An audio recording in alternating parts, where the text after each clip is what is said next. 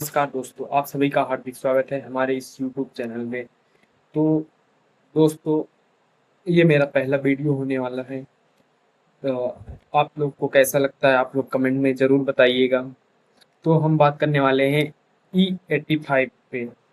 अभी जैसा कि नितिन गडकरी जी ने बताया है कि E85 को हम लॉन्च करने वाले हैं जल्द ही। तो आइए देखते हैं कि इससे क्या हमारी कंट्री के ऊपर इम्पैक्ट पड़ता है। तो क्या आपको पता है कि भारत में पेट्रोल का दौर धीरे-धीरे अब खत्म होने वाला है?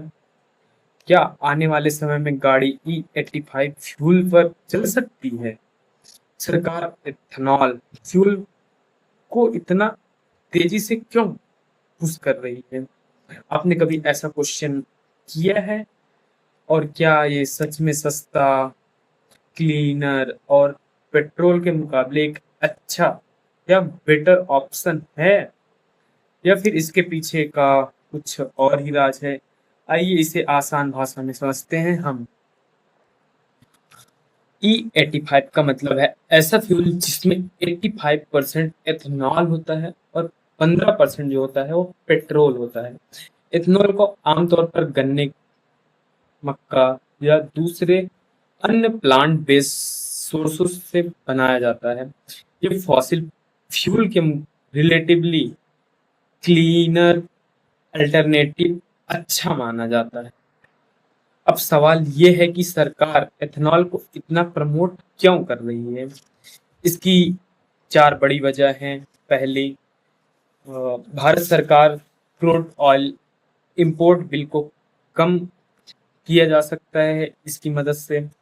दूसरा, किसानों को शुगर केन और दूसरे क्रॉप के थ्रू एक्स्ट्रा मार्केटिंग मिल सकती है। और तीसरा, ये पेट्रोल के मुकाबले सस्ता मिल सकता है।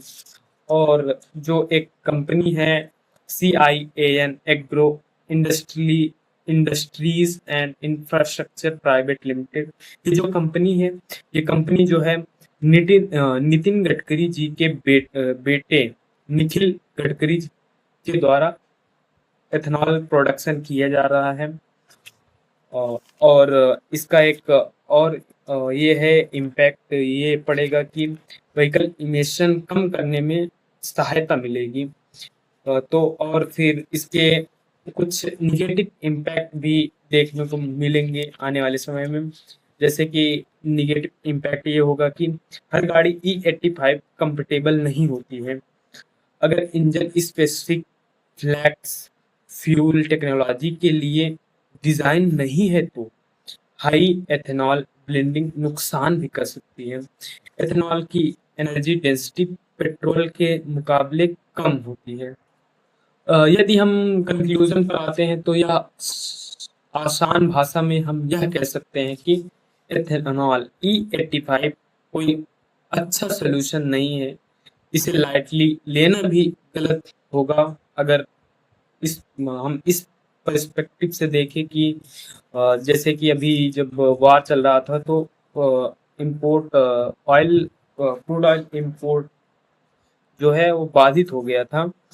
तो अगर सही व्हीकल और सही इंफ्रास्ट्रक्चर और सस्टेनेबल पॉलिसी सपोर्ट मिल जाए तो E85 भारत में फ्यूचर फ्यूल का एक महत्वपूर्ण हिस्सा भी बन सकता है।